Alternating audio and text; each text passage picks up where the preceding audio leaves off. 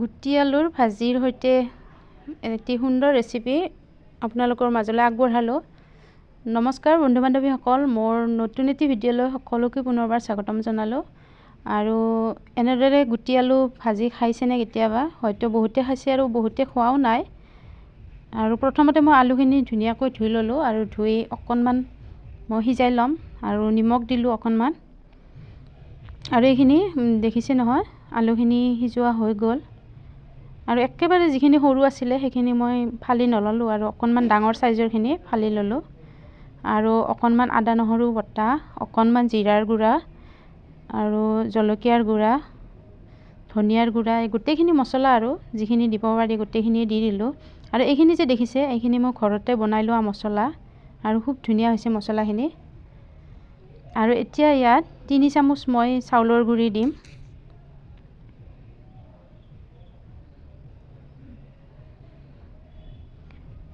আৰু 1 চামুচমান মই কৰ্ণফ্ল'ৰ দিম। কৰ্ণফ্ল'ৰ দিলে মানে ভাজিখন ধুনীয়া মচমচীয়া হয়। আৰু কৰ্ণফ্ল'ৰো মই 1 চামুচমান দিম।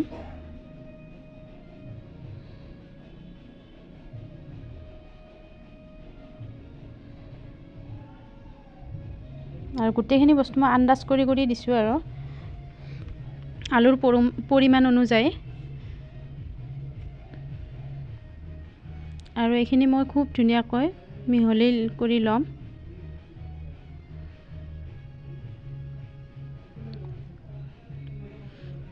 আৰু এইফালে কেৰাহীত তেল গৰম হ'বলৈ দিলোঁ।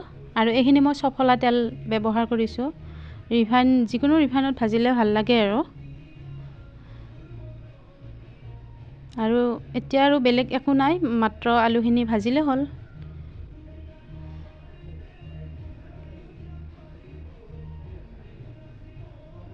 আৰু এইখিনি ইলুটি সিলুটিকৈ মই অলপ অলপকৈ দি দিছোঁ। গোটেইখিনি একেলগে দিব নালাগে, একেলগে দিলে ভাল নহয়।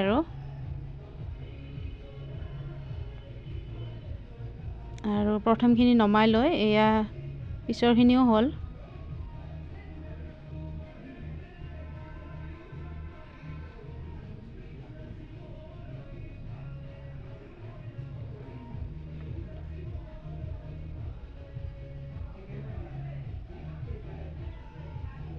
আৰু খুব ধুনীয়া মচমচীয়া হৈছে এইখিনি আলুখিনি, আৰু খাবলৈও বহুত বেছি ভাল লাগিছে।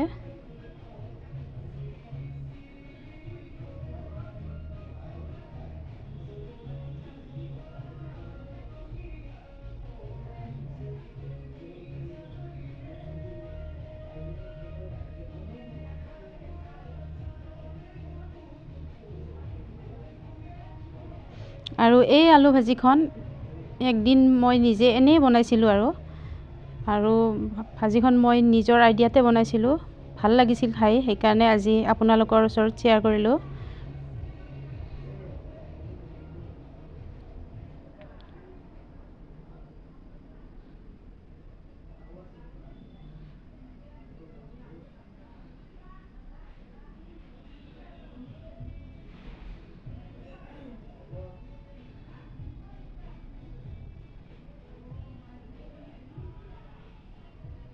আৰু দেখিছে নহয়, ইমান ধুনীয়া মানে মচমচীয়া হৈছে।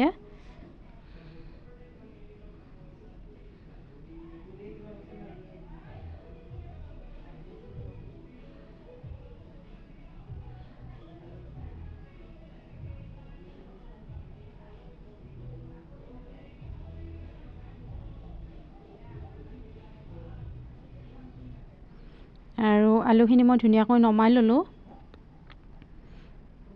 আৰু অকণমান মই ডেক'ৰেশ্যন কৰিবৰ কাৰণে পিঁয়াজৰ ঠাৰি ঘৰৰে আছিলে আৰু অকণমান ধনিয়া কাটি দিলোঁ। আৰু আজিৰ ভিডিঅ'টো ইমানেই আছিলে। কেনেকুৱা পালে প্লিজ কমেণ্ট কৰি জনাবলৈ নাপাহৰিব। আৰু আগলৈকেও এনেকুৱা ভিডিঅ' পাবৰ কাৰণে মোৰ ফেচবুক পেজটো ফ'ল' কৰি ল'ব আৰু ইউটিউব চেনেলটো প্লিজ ছাবস্ক্ৰাইব কৰিবলৈ নাপাহৰিব।